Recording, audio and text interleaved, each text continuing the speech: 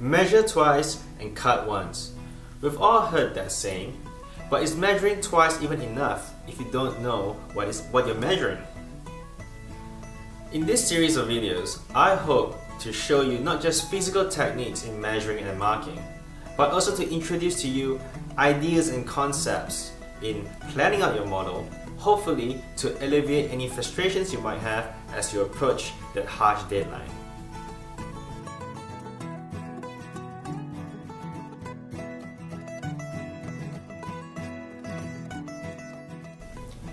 Some of you would have gone to your library, checked out a couple of these model making books, and you will find in the first few chapters, they often talk about, with your model, who is it targeted towards, what is the model for, and those are boring chapters. You flip through them. You want to get to the fun stuff, the techniques. But there is a reason why those books often tackle those topics first. You see, in a student's mind, the amount of detail that a model has just corresponds to the amount of time and effort put into it. But that's not often the case. If a model is too detailed or built in the wrong scale, it can often confuse your target audience. Now, I'm going to use the word client from now on as a catch-all word for your target audience, but it can include your university lecturer, an actual client, or the council if you're seeking development approval, etc. Now, one thing to bear in mind is that your client will not take a scale ruler to your model and make sure that every doorway is the right width. It's more important that your model looks right, feels right, and at the same time delivers the message that you're trying to send. Now, when you first start a model project, the first thing you'll do is print out a set of plans, the right scale, and then using many different techniques, trace those measurements onto your material and go from there. And right now, I'm going to illustrate to you why sometimes that's not a good idea, and it's important to lie and fudge those dimensions. Alright, let's say we're tasked with building a model for a potential multi-story commercial building. Now this model is going to be at 1 to 200. It's going to be for the council or shire, and it is a development approval model, a DA model.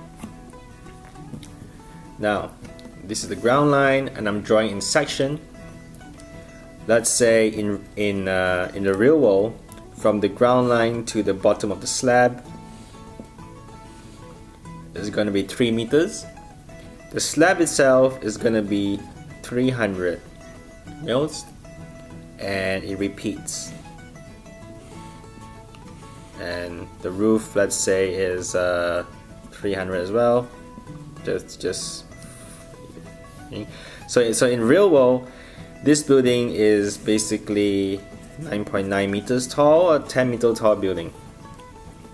Now, because we are building it at 1 to 200, these dimensions now become 15 mil and 1.5 mil respectively. Now, most of us would just, or I don't want to say most of us, but some of us is going to just print this plan out to scale. Then let's say we want our floor slabs to be acrylic. You take this piece here, you're like, that looks about right, let's build it. So, we're gonna start building the walls, 15 mil. We're gonna put a floor slab on top. We're gonna put the walls, 15 mil. And we put the next floor slab a lot. Now, this material, let's say, is actually 2 mil. Okay, that's the only one that we have. If we just do what I just did, for example, that means at the end of it, we are going to end up with a building that is too tall by 300 millimeters in the real world, or in the model is 1.5 millimeters too tall. In case you don't follow, because this material, as I said, is 2 mil.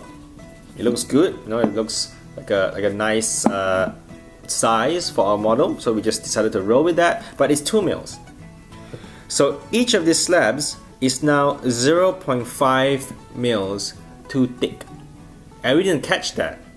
But it doesn't matter, right? It doesn't matter because I just said just now that the most important thing is for your model to feel right, and it looks right. Nobody's gonna catch that slight difference. But for this model, that's a problem. Why? Because it's a development approval model, and let's assume, okay, let me draw something here in elevation, that this is the ground and this is your site, okay? This is where your building sits, and when you build the model, you won't just build the site, you also want to show some context. So that's one building there, and that's one other existing building. Now your building is going to go in the middle, and this is a residential area, okay, with a lot of heritage buildings and etc. And the residents and the council doesn't like your big scary commercial building as it is. And you're trying to sweet talk them. And you're trying to say, hey, my building is no different than the building next to it, same height. However, you now have a 1.5 mil overshoot. Your building now looks taller than the building next to it. Now you can argue that the drawings will prove it wrong, the drawings are correct, etc. But why are we building a model? Our model is to wow our client. And that's the first thing the council sees. And maybe the old guy Jeff, he doesn't want your building built there. He doesn't want your new commercial building built there, and he sees that, and already his fears are realized and he has a bad taste in his mouth. You begin the conversation on your back foot. Now, why did I show you this example?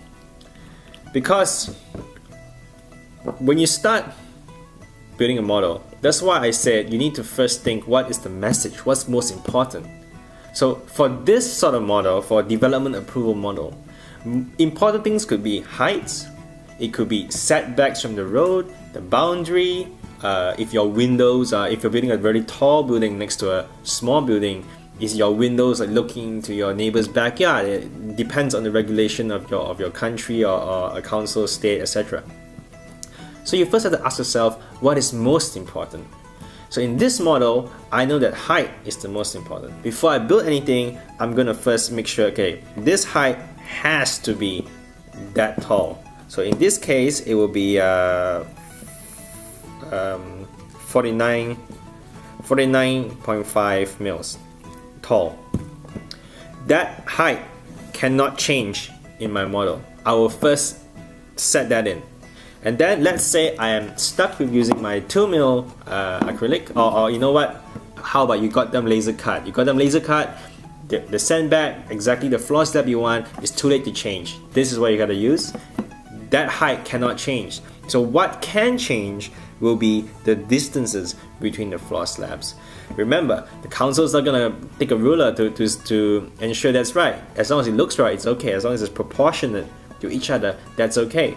So I would first make sure that this height is 49.5 mils, and then I'll divide them, and then I put the floor slabs in there, making sure that these are all the same dimension, and Bob's your uncle. That's cool.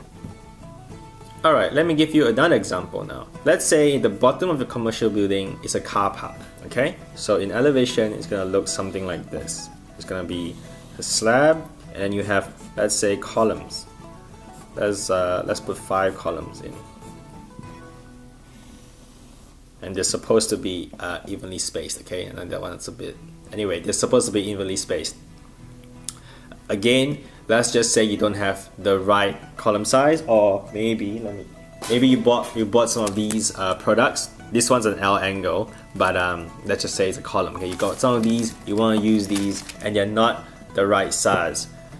Well, with columns such as these, very easily you can just use centers. So as long as this is your grid line and it's centered the column, I can't draw properly, but if this is your column here, it's center, okay? Then it doesn't matter how thick your sorry. Excuse me. Alright. So this was a plan here, by the way. Anyway, so it doesn't matter how thick your column is, it will still look proportional as long as you stick to the centers. But sometimes that itself is not enough, because let's say this bit here, if I draw it down here, Okay, and let's say that this is a boundary wall, and this is where your car actually goes into the car park. And if let's say the grid line was here and you're using a column that's too thick, and it becomes like that. Okay, now your car can't actually fit through this hole anymore, and even in the model itself, the small model, it looks wrong. It looks it's too narrow. Okay, so we got an important thing. Now we know that, alright, so that one has to end there.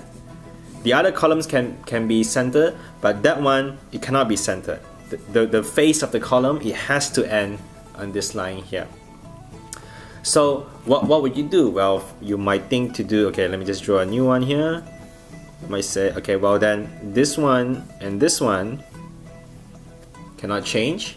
These dimensions here are important. And then the ones in the middle are not so important, so let's just space them out proportionally. Let's just put one here in the middle first, and then a middle between these two, middle between these two. It still looks proportional, nobody's gonna check the dimensions. This bit here is very important, that looks right, and it's all proportional. That's all cool. Okay, another example. What if this building as a whole, okay, again, still an elevation here. So this is the building, that's the car park, and then this is the ground.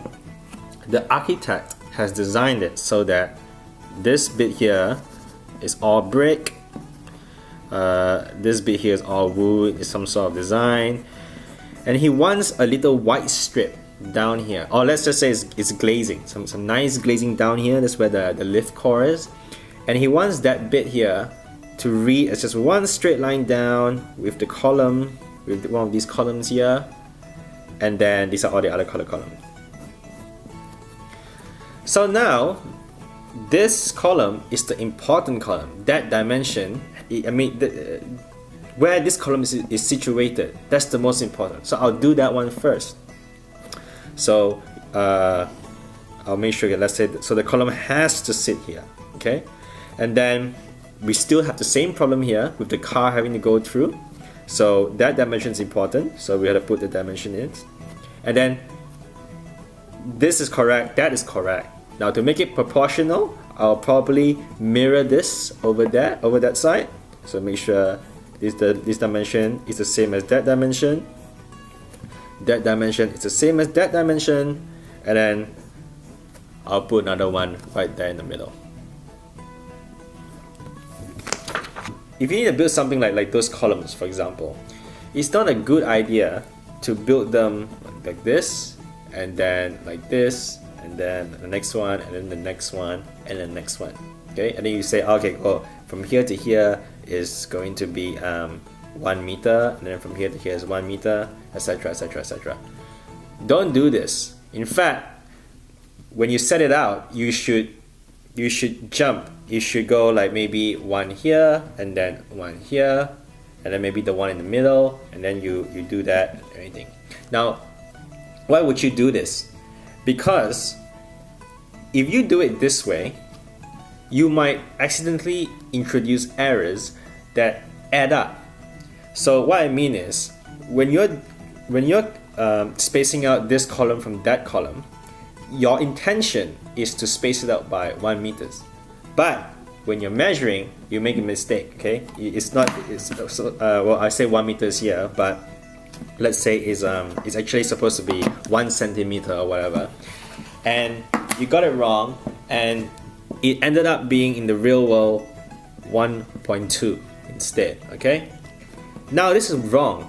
Then the next one that you put it in, even if it's correct, it now has a 0.2 meter error included in that, even if this is square on 1 meter because of this 1.2.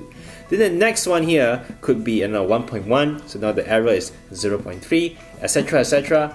If you have a lot of columns, when you get to the end, the error could be as big as 1 or 2 meters, and then your model will just not look right anymore. It will either skew, or it will be completely wrong where the floor slab doesn't sit. A window, sometimes you get things where like this is the window, this is the elevation here, the wall, and then behind the wall behind it, which is supposed to, let's say, go here, is now here, right through the window, because of you introducing errors.